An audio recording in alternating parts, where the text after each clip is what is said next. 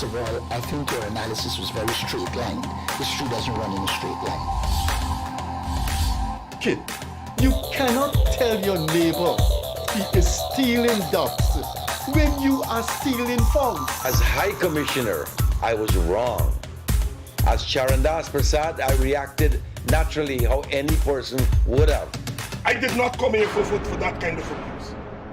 I did not come here for that kind of abuse. If you're going to go down that road, I'll walk off.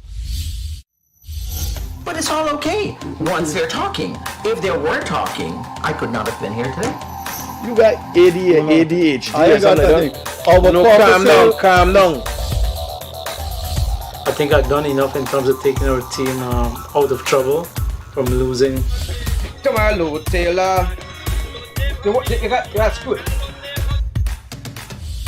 I'm reading the script now, and the first person that comes to my mind to play a detective, Yes, but okay, an erratic detective, Mikhail Rodriguez. Why an African slap an Indian? Why a man and slap a woman? Look, how you deal with that? You deal with that. We must encourage platforms like this because it brings together different people and allows for discussions to take place in our country on a multiplicity of fundamental issues. Gildarie, you apologizing for something you think I did is wrong. I don't want you to do that, and you should not have done that.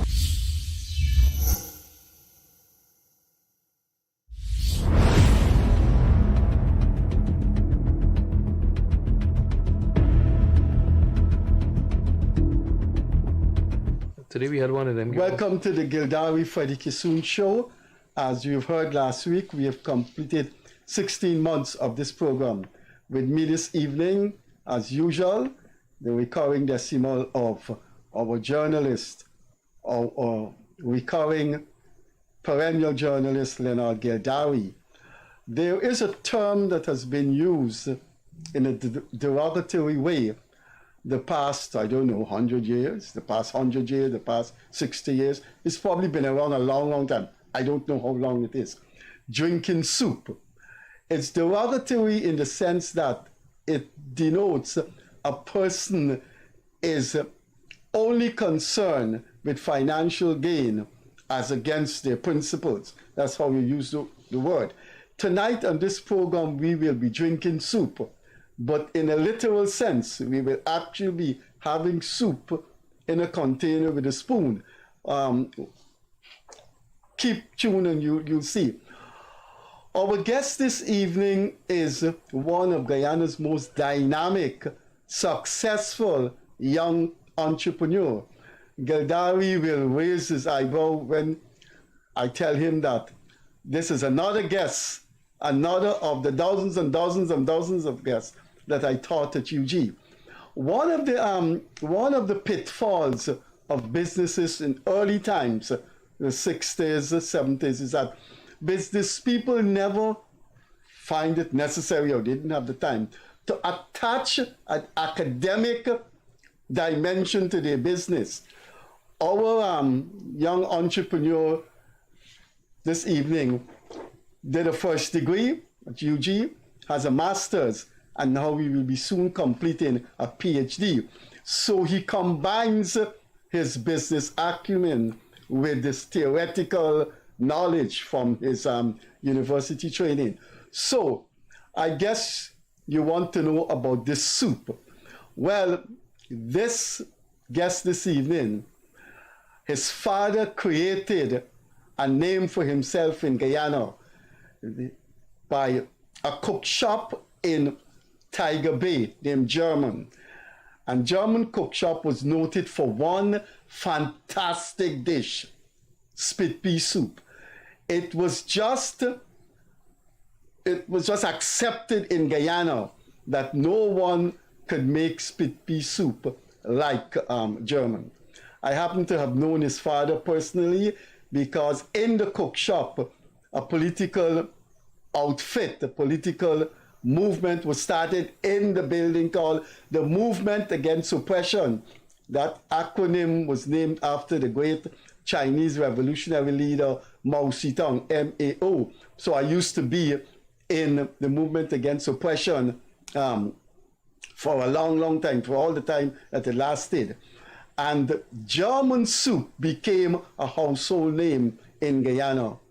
The tradition goes on, and one of the most popular dishes in Guyana that most people in Guyana knows is German split pea soup.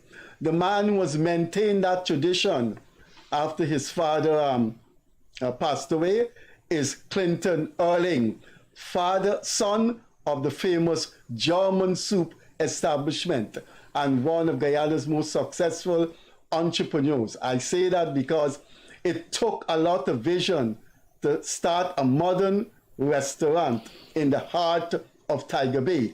But he will explain why he continued his father's tradition in Tiger Bay. Ladies and gentlemen, the dapper-looking Clinton URLING. Clinton, thanks for being here. Thank you very much, Freddie. Thanks for having me. Gildarie, thank you. What question first?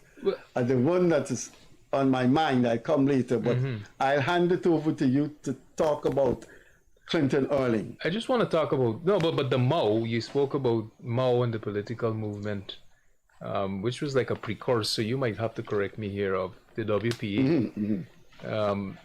It so happened that next year we will be establishing the official headquarters for German's restaurant, and it's going to be located on the same property that Mao was on. That would be opposite the one that which is now next. have. Yes, right next to the current restaurant. So we're happy to continue the legacy. Tiger Bay has always been home for the URLING family. I still consider it home. In fact, that same building that I just spoke of, I'll probably be residing there when it's completed. When my dad passed away, German's restaurant, by the way, is this next year is going to be 64 years old. It's one of the oldest restaurants in Guyana and still one of the most successful restaurants in Guyana. One of the oldest, if it's 64. What other restaurant that is? I don't know which other stands. Sometimes people would say Palm Court being around for a long time, but German's is the only one that has the same family ownership. It has not changed hands. Our processes have remained the same. You have other establishments, but they've changed ownership. We haven't changed ownership. We're still in our original location in Tiger Bay. We used to have a location in Rob Street here in Georgetown, but we closed that location about 15 years ago because strategically we wanted to rebrand and to have locations that look a certain way and also to set us up for replication. But Tiger Bay has always been our home, and anybody who knows Tiger Bay, it's always been considered a depressed area. And I remember when in 2005 we did all the major renovations, even me selling my car just to raise enough capital to complete that building. Some politicians said to me, man, you're crazy, you don't need to do this. It wasn't necessary.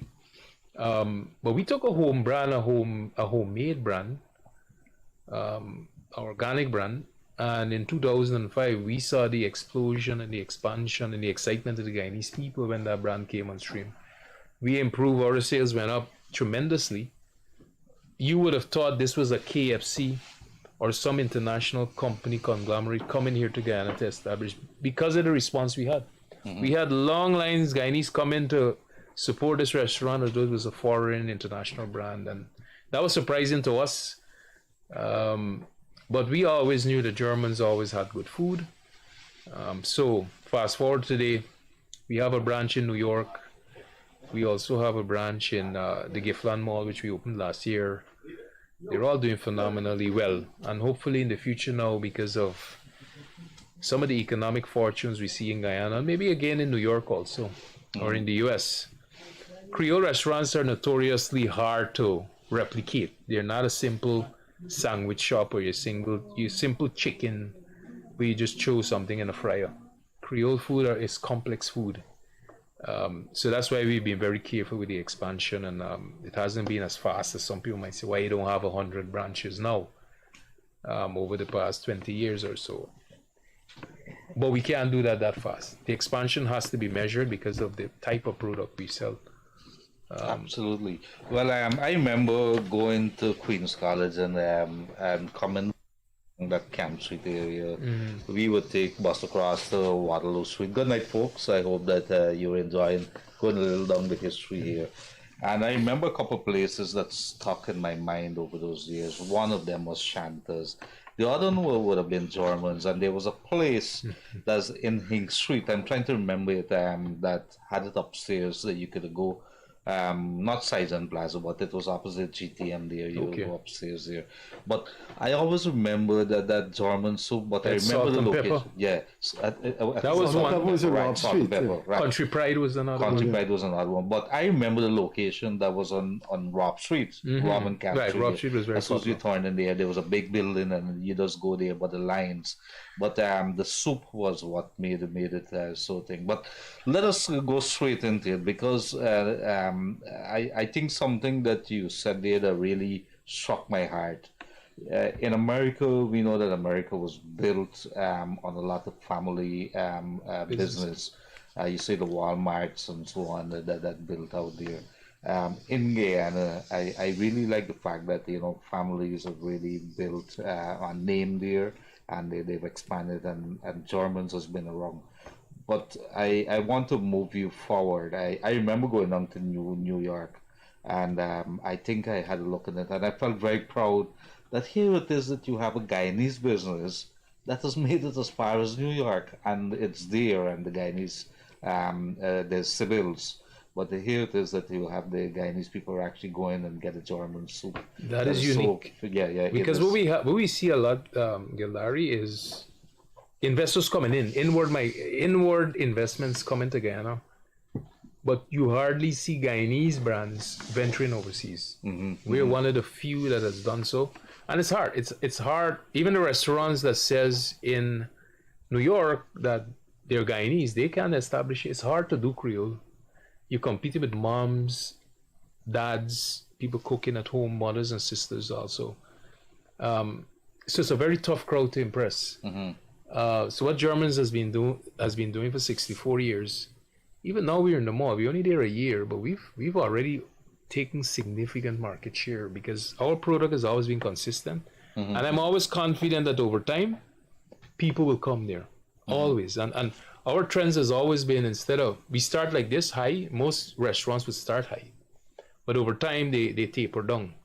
We keep going up because the return business. We don't do a whole lot of ads, but that is true. We don't have a lot of indigenous companies here in Guyana generally going overseas, and it's not often recognized when it happens. We take it for granted. The proof is in the pudding. Now, is this German soup good? Speaking for myself, yes.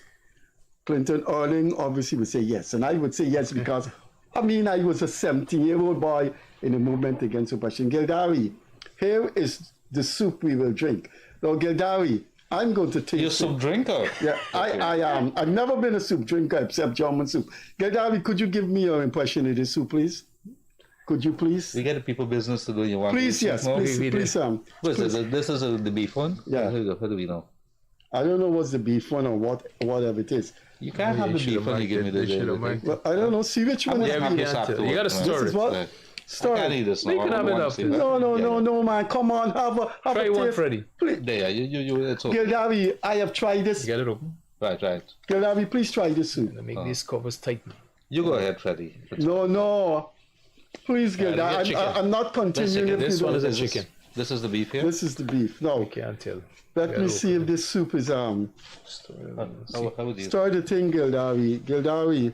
Oh, this is the German. Man, you can smell it. That's a chicken. There's a chicken. There's a beef.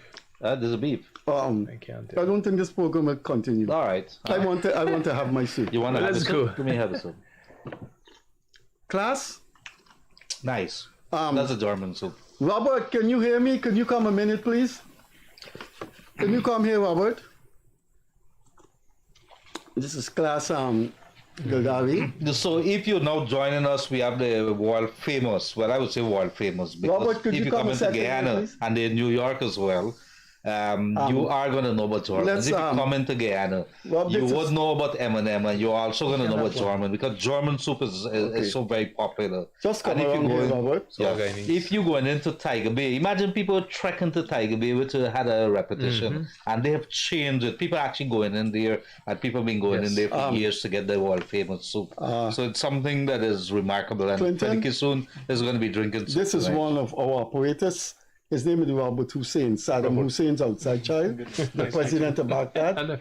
George Bush deported him to Guyana. Robert, This is beef. You eat beef though. This one is beef. Right, Robert, try this soup and tell us what you think of it. It is one of Guyana's most famous motif. One of the things that has happened is with Giftland, we've introduced the brand to a whole different generation. Look, let's get the opinion of Saddam Hussein's son. You never had it? Wow, no, I never had it. But take the whole thing, this Freddie, take it and go with it. No, that's my own thing. Well, look, take the whole thing. So you recommend Thank it? you so much. I recommend it, Yeah. Okay, man. And you recommend it to the people of Freddie Baghdad? Hart is going to burn Where you because came it's from? going with his entire... Adaiki, when you go back, please ask Adaiki to step in here. But in the meantime, Clinton, Yes, we're going to talk. Clinton is not only a soup maker, but he's also been head of the Georgetown Chamber of Commerce in the past. And he is one of Guyana's leading entrepreneurs. And he's going to tell you that he wants to spread this across Guyana. Why is that important? Because when you're talking about business in Guyana, you got to look at the opportunities. And with the oil and gas, if you can't spread off and big your business up, and one of the things I've been saying all the time is that we go all over the place, and you have KFC and all the big names coming here. But people need to come to Guyana. What does Guyana have to offer? Is it the roti? Is it German soup? These are things that we need to market, and this is where the tourism authority and all of them got to come and say, world famous German soup. We need to start doing Could these you, things. excuse me for a second, Clinton, this is our second operator. Could you come a minute and tell us about, give us your opinion about the soup. Clinton, this is our second operator. This is Bob Marley's outside son. Not a young child. He was deported from Jamaica to Guyana. Adaiki is his name. She used to. Adaiki Marley. Adaiki Marley is his name. You've heard of Germans? I have, Okay. and every time I go there, I ask for extra dumpling. Excellent. This guy knows what's going on. Well, look, You know the dumpling too? Yeah. open the tell us what's your opinion. Okay, so Mr. This one is Erling, beef. Mr. Erling said he bought this thing for Saddam Hussein's son and Bob Marley's son. So, okay. Open it Very easy. good. All right. Yeah. right. What You you gotta think? protect it because you don't What want you think trouble. about that? Class? So if you're not joining us, Freddie the soup drinker. This is good. Germans always have the Always best. consistent. Yeah. Germans always have the best. Yeah. You see, when Bob Marley's son can say that, Clinton, then Clinton, in the meantime, while Freddie is doing his thing, let's get straight on into it. one last thing. How difficult it is. Great. How difficult it is for business to establish. You look into brands across Guyana. What are some of the problems that we face? But I still I'm still involved in private sector advocacy. I'm currently an executive of the Private Sector Commission. I'm also the head of the trade and investment. So the question is pertinent to what I do with the PSC. There's lots of advantages and ease of doing business coming to Guyana. The government, you got a friendly government that encourages private investment. The opportunities are now there in all the various sectors in Guyana. The expansion, the explosion started with oil and gas. But if you look at the estimates this year in the mid-year report, economic report that just came out, budget, the non-oil sector has also shown enormous growth. We're somewhere around 8 to 10% non-oil. The general economy should overall grow somewhere around 30%. We got to be careful when we say these things, though, because a lot of this is just being fueled by one company. Well, not one company, a consortium. And now I see Chevron as part of that consortium. But there's still all these other opportunities that are occurring because of the oil sector. Even in my sector, I would not. Now we're looking to expand aggressively. And these are things, if you told me 2015 or before, we would have been cautious and say, no, we're not going to invest. Guyana wasn't where we want to be. In fact, I went and opened a branch in New York. If Guyana was where it is today then, I probably would not have spent the capital resources there. It would have been here first. So investors are recognizing that. Every week, we just had an African Guyana forum, Caribbean forum actually, not just Guyana. But Guyana was the centerpiece, the star. I've spoken to European companies over the past week. So the end of this month, we have a European delegation coming here. There's a Chinese delegations upon delegations. We just had a maybe 10 or 12 Congress people from New York State in the U.S. coming here to look for opportunities to take back to their people. Because Guyana has that growth rate that we talk about when you hear 30% is unheard of. Everybody gets it. I think Saudi Arabia, I saw Saudi Arabia just had about 1 or 2%. Yes, ours is going to taper off too. You remember, this is new. If you went from nothing, you'll see an enormous growth, but then eventually it's going to taper off. Challenges still remain though. In 2013, I wrote, when I was the president of the Chamber of Commerce, wrote a document called the 20 Binding Constraints to Guyana's Development. And if we address these binding constraints, it would have significantly improved foreign investment, domestic investment also, and businesses in general. I can literally pull out that same document today. And I always lament this, and it's terrible. I can pull that out and all 20 of those binding constraints are still relevant.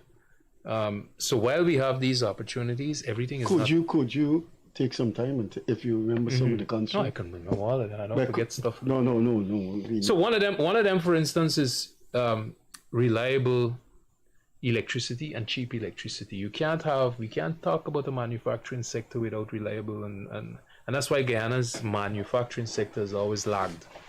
One of the reasons why, I can't say the only one, because we don't have reliable electricity. Fast forward 2023 now, even though we have initiatives in the pipeline, but those initiatives have not materialized yet. But they will come. The government has a plan which they're trying to work on. But what are the interim measures? I think there've not been a lot of foresight in terms of those interim measures. And that's why we still, on this one issue with the blackouts, it's still an issue. We talk about labor issues and finding. So we're expanding the economy. We're talking about everything that's going to happen. That is great. But if I'm going to open 10 more restaurants, I should know I need to cater in my projections to have employees to fill all those new positions. I can't say my current staff quantities will supply those 10 new restaurants. I have to have the foresight in my planning to do that. And Guyana is now at a place where you hear estimates from 100,000 officially from government, some in the private sector saying 200,000 shortfall in skills, both unskilled and skilled labor, because we've not adequately addressed that. Bank financing has always been a major constraint for the private sector. We complain because it's not. It's part of the constraint, right? Oh yeah, all of these. Well, if you said those constraints still obtained, then I think some of those constraints would have deteriorated, and I think the banking constraint is one. The banking constraint is going to devastate this country. It has to evolve. But what happens here again, Freddie? These banks are an oligarch. I come from the private. I've always said with private sector, we got to be careful with the economic system we have. People like me, the people who are going to benefit the most from this boom, is folks like myself. I have the network. I have the capital.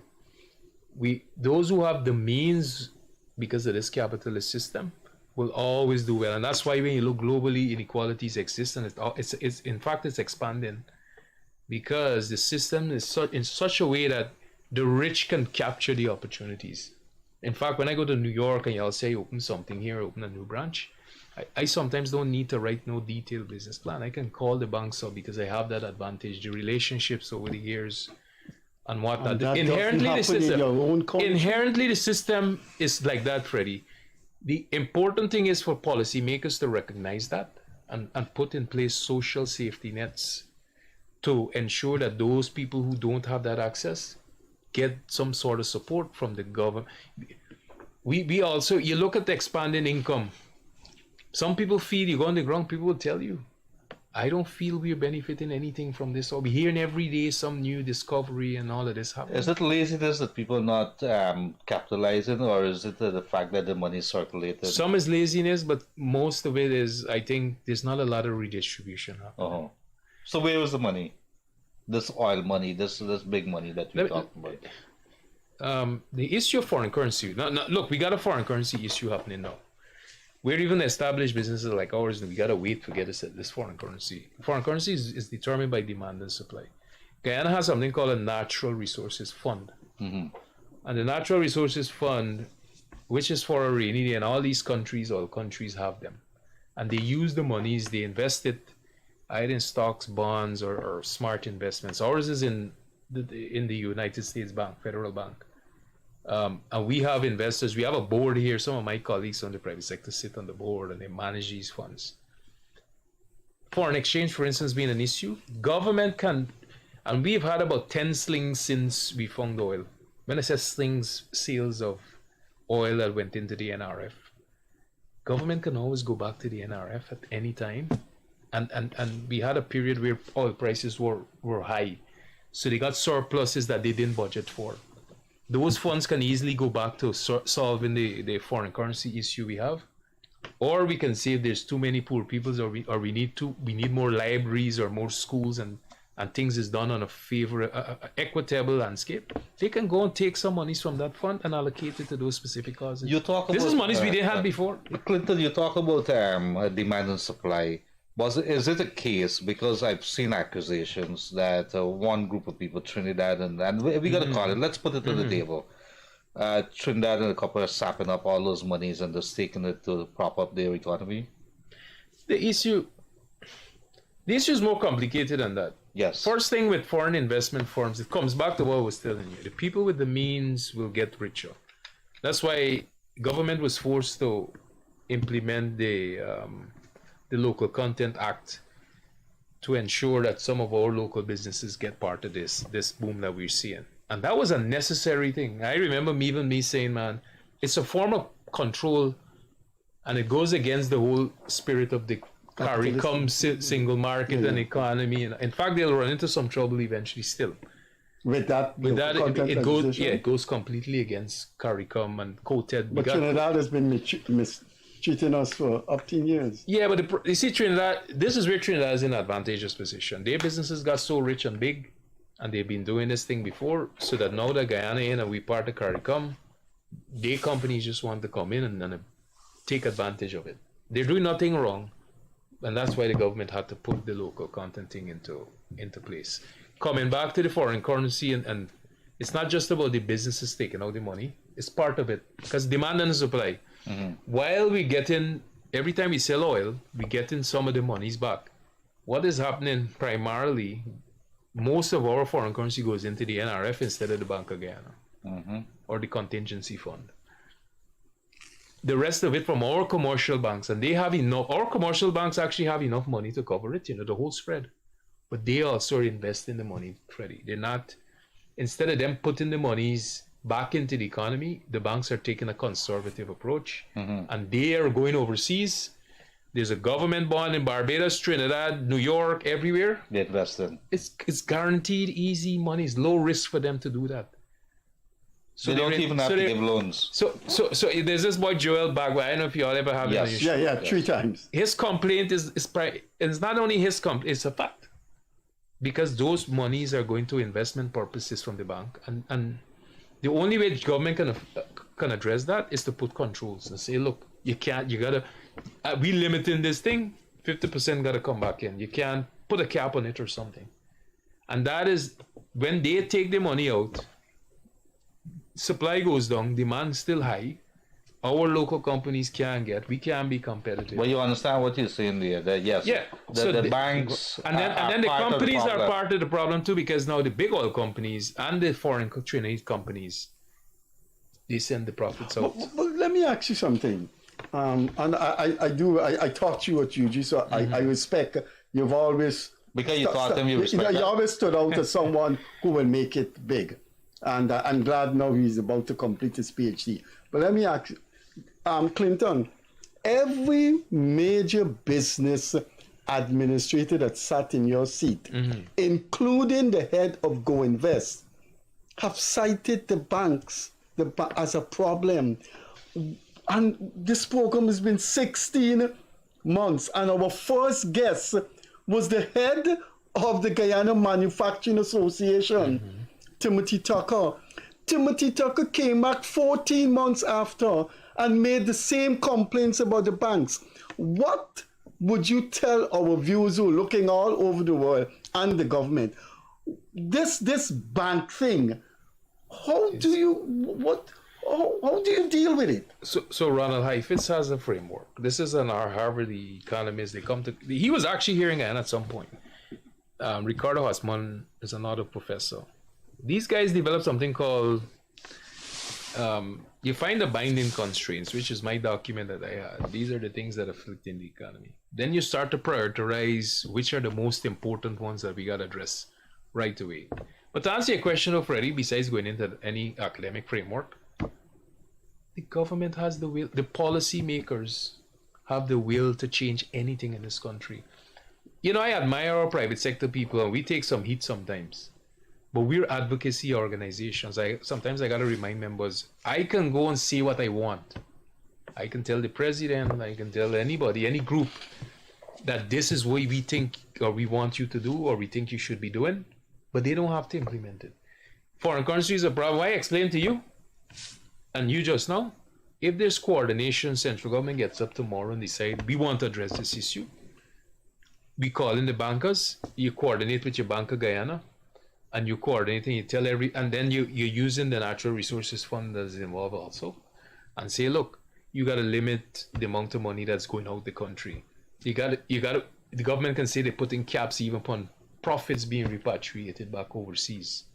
So you increase in supply. Once supply increases, that's not an issue anymore. Again, if you want to address small business not getting financing, you know who got the tools? Central government. Exactly. The box stops so that they're the regulators. This is not no rock. What I'm telling you is not no fantastical thing. It's not even rockets, but sometimes these guys if it's rocket science, I always advocated for them to establish an economic council. Put some of your best, the brightest minds around a table. In fact, Singapore and all these places, that's how they developed. It was always headed by the head of state. Listening to professionals around. But hold on, you know, Clinton and Freddie Kissoon, you and I would read, whether it's in the Wall Street Journal or wherever it is, that the whole financial sector of America, and I pay close attention to what happens there, that they pay keen attention and wait for the Feds to announce interest rate. Right. But you got to look at the Feds. The Feds are the ones who make the decision. And who are the Feds? They're the government. They're basically the government. So if this government has the will and they have the power, and they know people are suffering, why are you waiting? And Guyana's problem is, look, they can establish a Fed similar to that if they're genuinely saying they're not going to control it or try to interfere with it. And that's a problem in Guyana, the political history. They always want to interfere in some process that should work independently. And if you do that, but the key in this country, you need government, political will from government and opposition maybe, and then they need to start to learn how to implement and execute things. You always hear them with all these grandiose plans, and then implementation, terrible. You can go through a tender system that is not fair. They pick the wrong contractors to do these jobs. So the road that should be simple, and you think money's going in, morning, the contractor never finishes the thing, and the bridging picks problem or do problem, they gotta go back and fix it, wasting resources. Again, coordination. If the banking thing is easy for me, I can solve that tomorrow. If I give me the power, central bank, listen to me if I'm president. The bankers them can resist their private companies, but let me call them in the office and talk to them and tell them, and you can incentivize them too. Of course. You don't have to use coercive measures on anybody. You incentivize them and say, look, we'll reduce something that because they have reserve requirements with central bank. You can reduce that for them. But remember, I raised the issue, but before you go there, Freddie, there was a time, and we had a discussion before we came in here, when the interest rates were 13, 14, 15%. I think the PPP government came in and says, look, let's make mortgage financing more affordable for people. So they went to NBS and they tell NBS anything on the 8 million. I think they do it on the $8 million, and you had a 6 and a 7% interest rate. You know what happened? The other rest of the bank to play catch up had to lower the interest rates as well. Let me give you a quick story on that. So they need to encourage competition too. Bring in new banks. So recently, this African forum they had last week, a bank is coming. Them boys announced the Exim Bank, African Exim Bank, announced we're gonna lend bridge capital to Guyanese companies, and they allocated 500 billion US, not Guyana dollars here. They put in 500 million. Sorry, half a billion towards this. This is a lot of money. Towards this cause. The bridge finance, because our companies have always been complaining that, look, we got to wait 90 days from the oil companies to pay us. So now this financing is going to pay these companies, while when the contractor is ready to pay, let's say it's Exxon, they'll pay the bank. You know what happened today? They called, all our banking members call and complain. They're like, man, we didn't get a chance. Government never gave we a chance. We want to do this thing. We got the capacity and capabilities to do it, but they never do it before. Now, right? All of a sudden, it's like when we had just GT&T. GT&T never had no information. That information is now being revealed for the first time here. This was just a couple of days ago. But now that you have said that, that was never made public. But it's good to make it public. Exactly. That was public. No, that was public. How the banks react. The banks became nervous. The commercial bank became nervous.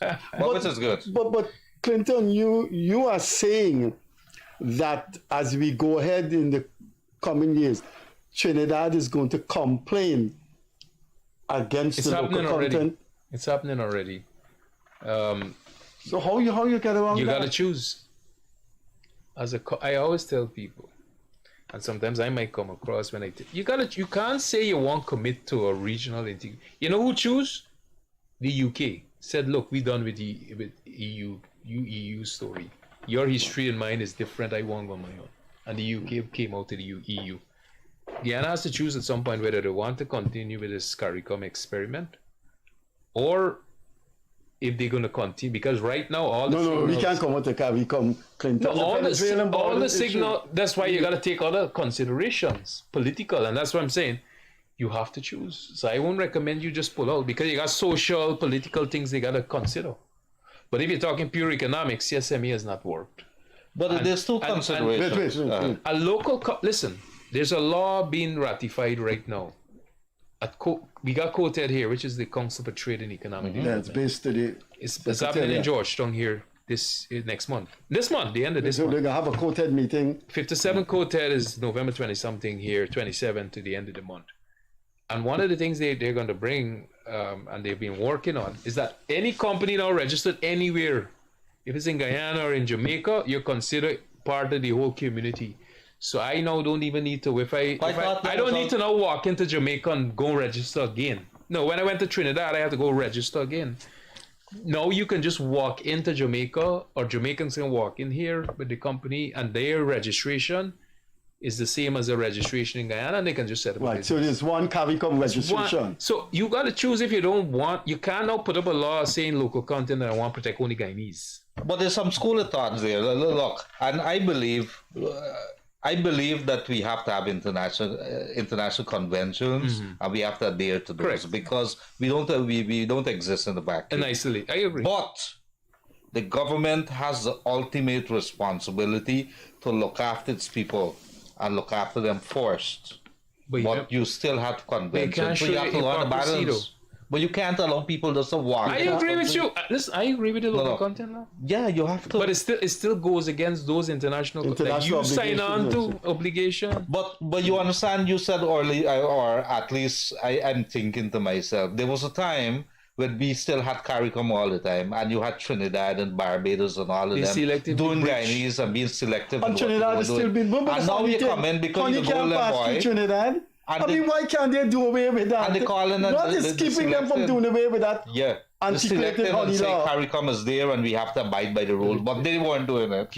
Glass bottle. You know how many challenges? But you had a problem in Trinidad. A German restaurant. We had a restaurant there. Yeah. What happened? Tell our viewers what happened. I don't think we didn't have from a. But were you stultified? No, I don't think I was. We just ended up.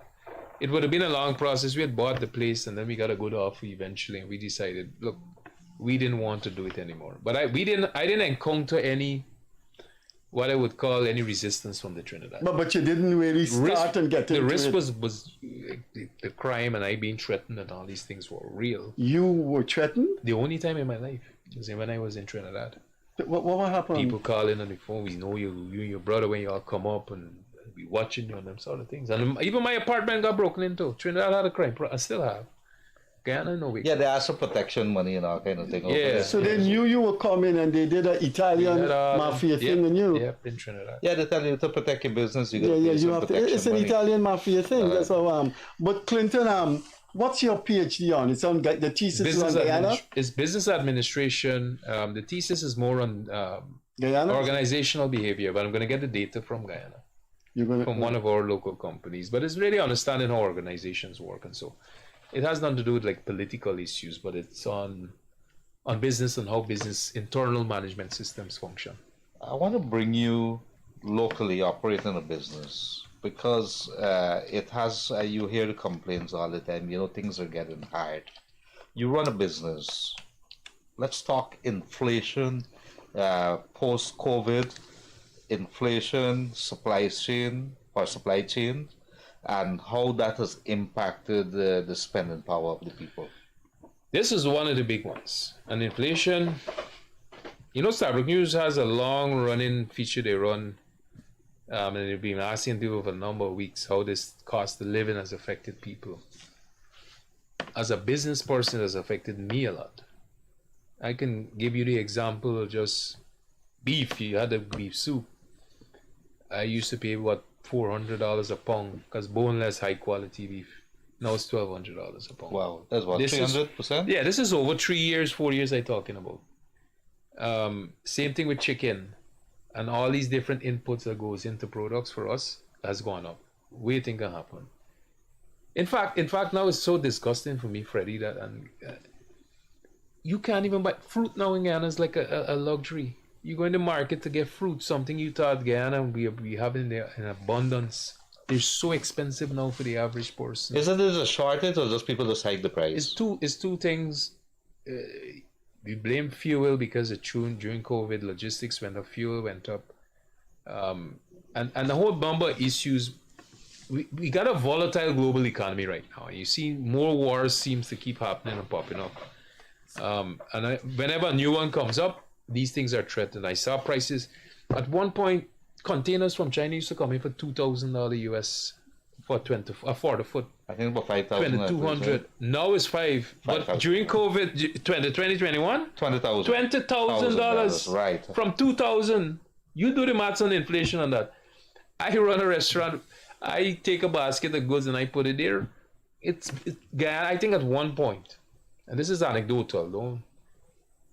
At one point, I say it's anecdotal, but I actually take in real goods. So I really don't think it's anecdotal.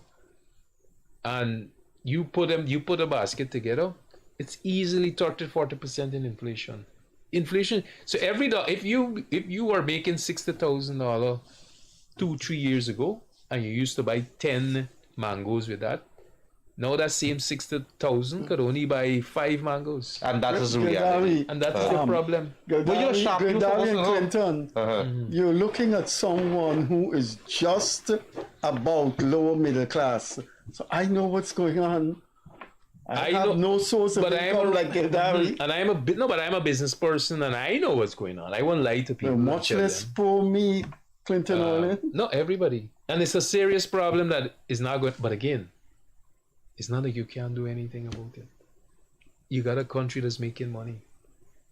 Government has to recognize that and start to put more monies towards creating safety nets or incentives to. All right, let's talk that. You're a businessman. You're part of the, or you are He's part of the. He's still part of. He's the head of the trade and investment. Let's for the layman out there. For the layman out there who wants, we hear big words about safety nets and so on. Let's talk some programs that they could understand, that could benefit them, that the government could listen to. It's poor people policy. Well, I call it poor people, PVP, poor people policies. It could be direct cash transfers. I'm not a big fan of cash transfers. When I say cash transfer, giving out cash to people, we do that. We have done some with some of these grants, but they're badly administered in some cases. I don't like that. It creates a dependency sometimes. But some of the monies can go back into subsidizing schools, the hospitals, you gotta create things that level the playing field, ensuring that instead of me and you getting all public procurement contracts, it is equitably or more widely spread around so that other people can benefit once they reach the requirements, obviously, to get that done. But again, government has to examine. I always tell folks, if there's an issue, you got to understand what is driving the issue. And if for some of the layman things, it has to happen at the high level.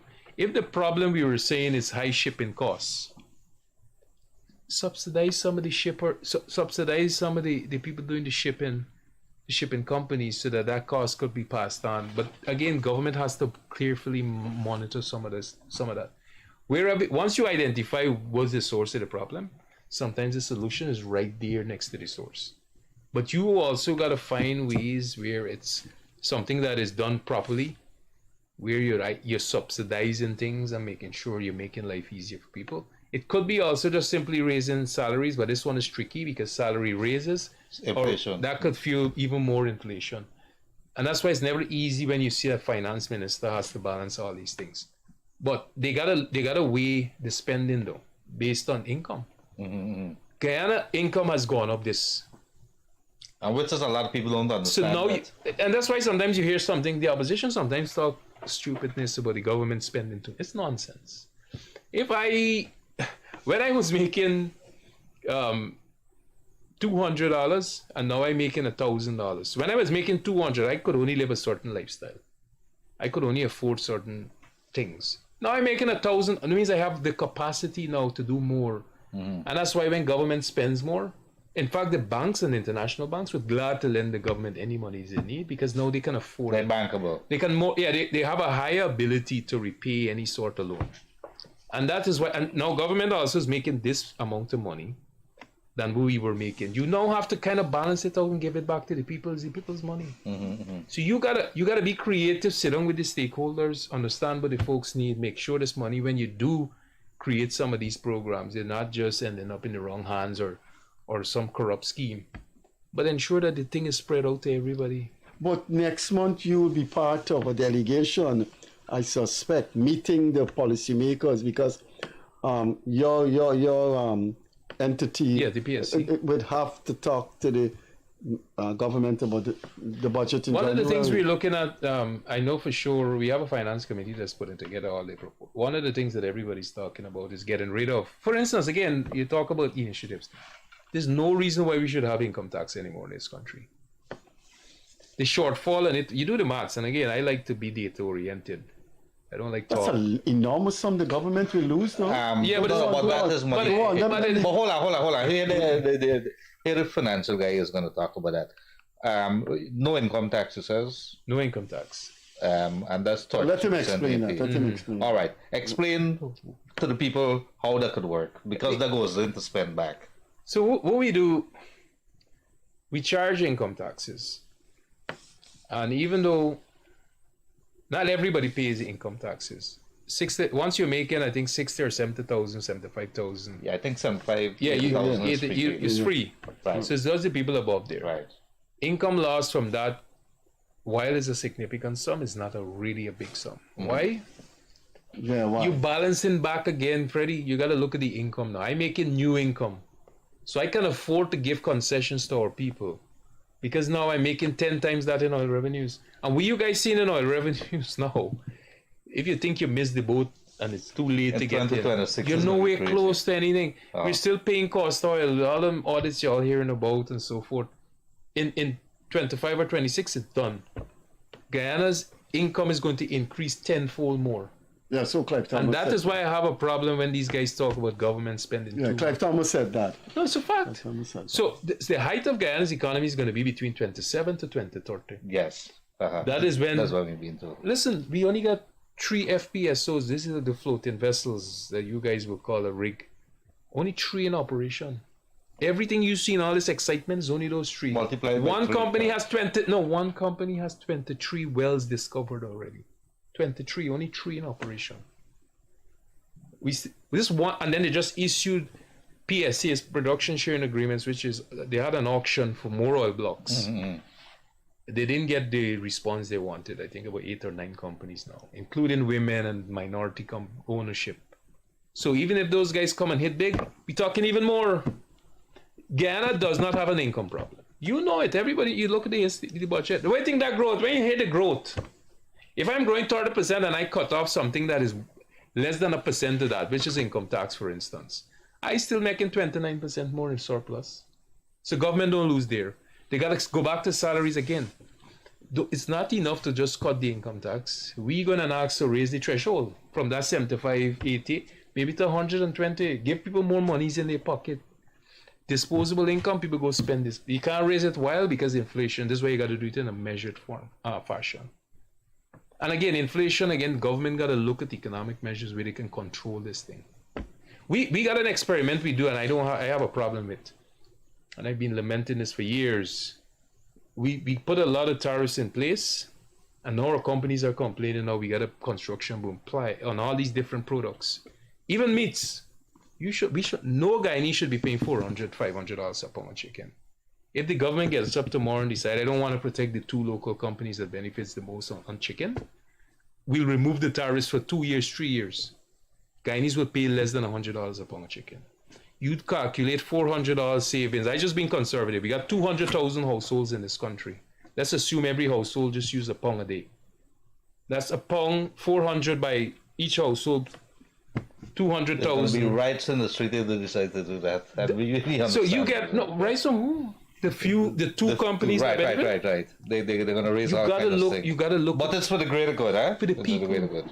If everybody now got an additional 400 on every chicken they go, every pound of chicken they buy, and the average to me, I think, is about 6-7 pounds of chicken every one time. But Freddie, you understand what Clinton is saying there? Those are fresh ideas. Those are fresh ideas. Because if you have 2 companies controlling radical it, prices is $800, and you open the market, and your price could fall. Yes, you can argue that you're giving unfair competition because these guys are investing locally. But guess what? It's in the bigger picture. You will picture. talk to the private sector. They'll tell you exact. There's other products, construction. You got tariffs, and part of the tariffs because again, CARICOM, we part of CARICOM, they're forced to do it. Companies in the region are asking for what we call a common external tariff. Remove that stupid common external tariff. These companies saying that they can supply 75%. Nonsense. In fact, it's such nonsense that even though they got the tariffs, we call the extra regional products are of a higher quality. If you want to build something, you prefer buy the pine wood that comes in some nice fancy encased thing from somewhere extra regionally because it's being done better, and we bringing it in with the tariff cheaper than with the local guys building, making it for not just in Guyana but across the region. You know who's the end loser? The consumers. Because you're trying to protect 2 companies, rich people. You're talking about poor policies, and I come from the private sector. I shouldn't be talking like that, but that is the kind of thinking if you're really thinking about your country. Yeah, out of the box thinking. I don't know if it's that, but it is though. It's sometimes falling as we call unorthodox economics, but it shouldn't be. Will you use the word radical? Yes, no. What he was saying, yeah, he is. He is, I like it, radical. The Clinton, you are convinced as a PhD in business that we will avoid the Dutch disease? I don't like the term. The Dutch disease is not a technical thing. It's a man-made thing.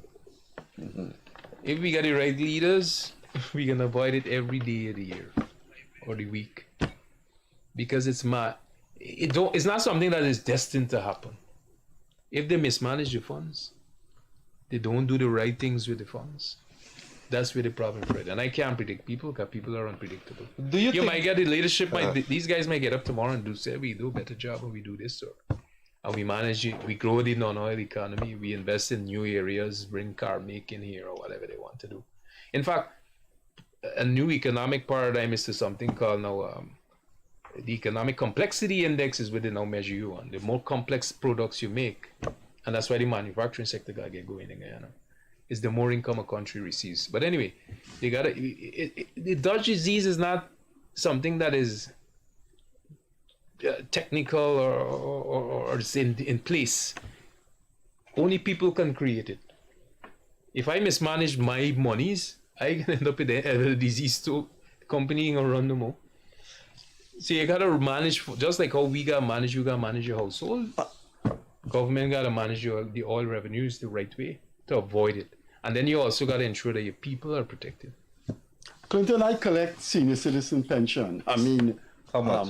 It's 33,000. I want to ask you, as someone who studies at the PhD level, Guyana's business nature, how much should senior citizen pension be? At the moment, it's 33,000. That should be, again, we talk about safety net. That's another initiative, a low-hanging fruit, I would call it. It should be double or triple. Because in fact, you don't have a wide population of it. But again, do the maths. If they got to spend an extra $1 billion Guyana dollar. You know, since $1 billion Guyana dollar, 5 million US. See, this is included Freddie. We have about 6, 7, 8,000. I don't know. Well, you just have to look at the demographic makeup of Guyana. Right 74% of the population. No, you just multiply between... it by 50,000 and you get a figure. Multiply it and then you know how much more you got to spend. 8,000 is it? No, I'm just calling the figures. Yeah, let's say even you use 50,000 senior citizens. Man, right? I just recommended $1 billion. Look, if it's 8,000, okay. No, but I can't talk about month. I say right? 8,000. Okay, do the month, multiply this by 12, 4, 8, 12. Even if the government is to spend, and again, you read in phases if you want. But if they're to double this thing and do it by 12, you're talking, let's say it costs them an extra $1 billion a month. Per year, this is overall. It's only 30-something Guyanese money I just calculated. 4, 8, 12. Yeah, 1.2 but billion. you're making a spending power of the senior citizen because $150 for somebody. And you know, economics shows us, people don't save, you know. They spend, and that's why governments or progressive governments give money back, disposable income. You don't charge too much taxes. Scandinavia does it a lot. People spend, they go back and spend the money, and it goes back into the economy. Clinton URLING see that.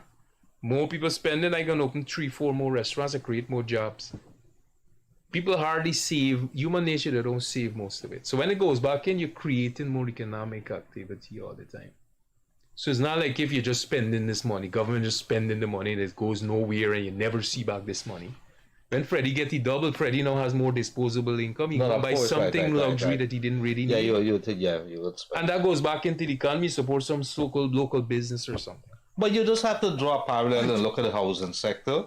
The housing sector has so many spin-offs, and by allowing just one sector to have some money. If you look at this thing in absolute terms, you might say government can't give away back or lose all that money. But they're not losing it. No, you get it back. Even if they get back 75 or half, through the people spending half of it back, you're getting it back into your economy. But don't forget Clinton and duty-free cut your duty-free cars. Those things, those old archaic laws should go.